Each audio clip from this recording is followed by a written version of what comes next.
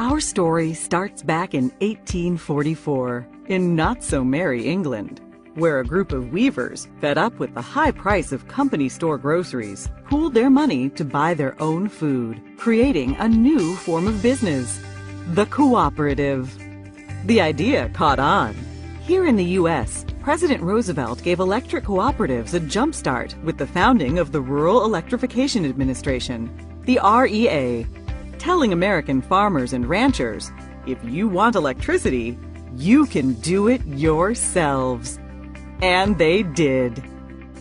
Rural men and women quickly began scraping together the $5 needed for membership and equity in the co-op.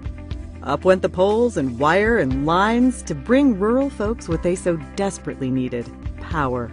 Soon, electric cooperatives popped up all across the country, transforming the way of life in rural America. Today, there are more than 900 electric co-ops in the U.S., bringing electricity to some 42 million Americans. So how do cooperatives work? First off, cooperatives are not for profit. Money comes in from members when they pay their electric bills. Money goes out to pay co-op expenses. A little bit is set aside for emergencies and the future. Any left over is returned to members. Pretty sweet, huh? But it's not just about the money. Co-ops exist only to serve their members. They have a unique set of cooperative principles. All may join, regardless of race or gender or creed. That's the first principle of cooperatives: voluntary and open membership.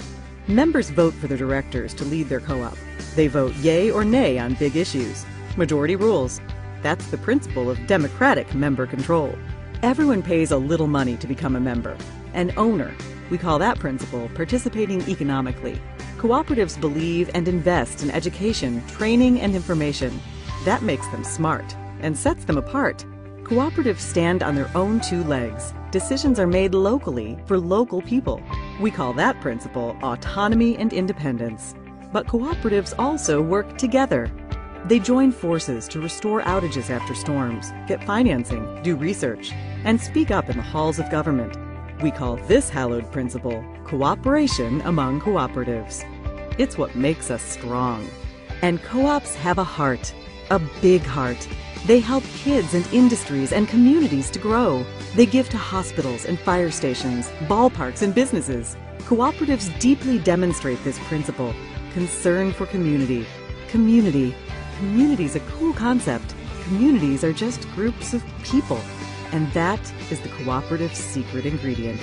It's the dedicated people who work day in and day out to provide reliable and affordable power.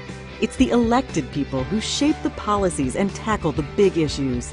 For the most important group of people, the members. Members, the whole reason cooperatives exist. Now that's the cooperative difference. And that's the cooperative advantage. Brought to you by the passionate people of NRECA.